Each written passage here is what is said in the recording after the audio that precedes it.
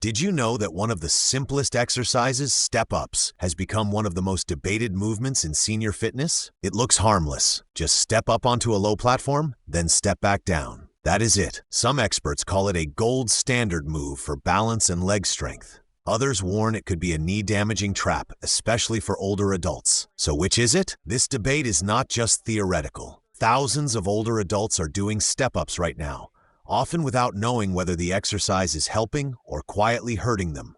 And that is exactly the problem. Because step-ups seem so simple, they are often done incorrectly. The wrong height, the wrong posture, the wrong assumptions about your body's limits. In today's video, we're going to break down what this exercise actually does, when it is helpful, when it can be harmful, and most importantly, why most people misunderstand it. And by the end, we want to hear from you.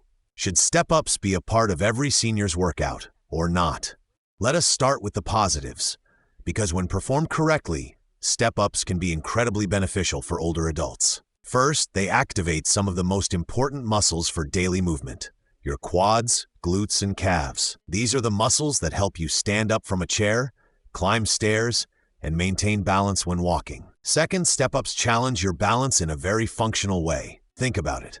Every time you go up a curb, climb a step, or step over something, you are essentially doing a mini step-up. Practicing this movement helps prepare your body for real-world demands. Third, they help train single-leg strength, something that naturally declines with age. Why does that matter? Because most falls happen when one leg gives out or loses control. Strengthening each leg individually is a powerful way to stay steady. And finally, there is the brain-body connection. Step-ups require coordination. You must engage your core, shift your weight, control your knee alignment, and keep your balance, all at once. For many seniors, this helps maintain neuromuscular control, which is crucial for preventing falls. In fact, some physical therapists even use step-ups to assess fall risk, not just to build strength, but to detect weaknesses before they lead to injury. Sounds like a perfect exercise, right? But here is where the conversation takes a turn. Because all of these benefits come with conditions, and when step-ups are done the wrong way, or by the wrong person at the wrong time, the risks can quickly outweigh the rewards. For every benefit we just mentioned, there is a potential danger, especially for older adults with joint issues, poor balance, or undiagnosed weakness. Let us start with the most obvious: the knees. When done incorrectly, step-ups can place a shearing force on the knee joint. This is especially true if the step is too high, or if the individual lacks proper control when lowering themselves back down. Over time, this can lead to knee pain, joint irritation, or even cartilage damage in those with osteoarthritis. And then there is balance. Ironically, the very exercise meant to improve stability can cause instability if the person is already unsteady. One wrong step, one shaky moment, and suddenly a training session turns into a fall, potentially leading to a broken hip, wrist, or worse. Next is posture and form. Many seniors compensate by leaning forward, hunching their back, or twisting slightly as they push off. These subtle adjustments may seem harmless, but they create imbalances over time, leading to hip strain, back pain, or joint misalignment. And let us not forget fatigue. Step-ups require not only strength, but also endurance. When muscles tire, form breaks down, and that is when the risk of injury spikes, especially for people who are already dealing with weak ankles, foot instability, or reduced proprioception. Even something as simple as holding onto a rail for support can be misleading. It creates a false sense of security, masking the fact that the legs are not fully supporting the movement. So the real question is not, are step-ups good or bad? It is, for whom, under what conditions, and how are they being performed? That is where the biggest misunderstanding lies.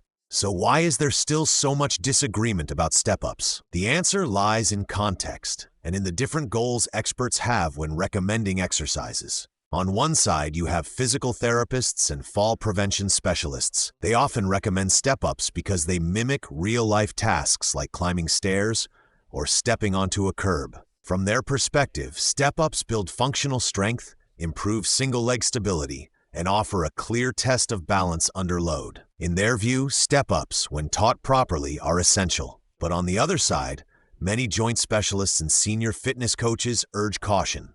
They argue that step-ups place unnecessary stress on aging joints, especially the knees, and can discourage older adults who feel pain or instability. They often recommend alternative movements like seated leg extensions, mini squats, or reverse lunges that offer similar benefits with less risk. Some coaches even avoid step-ups altogether, especially in clients over 70, unless they have gone through proper screening. And then there is the third group, those who believe step-ups are fine, but only if individualized.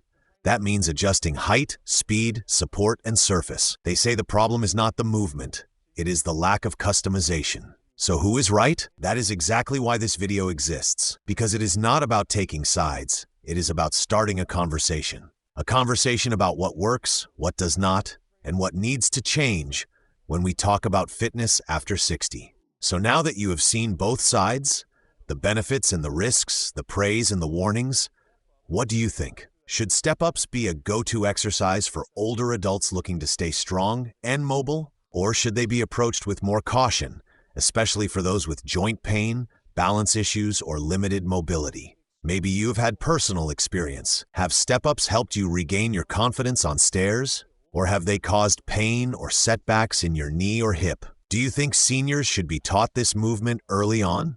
Or should it only be used under supervision by professionals? We want to hear from you. Leave a comment below and share your story, your concerns, or your questions, because the more we talk about what works and what does not, the more we can help each other stay safe, strong, and independent for years to come. And remember, it is not about doing more. It is about doing what works for you.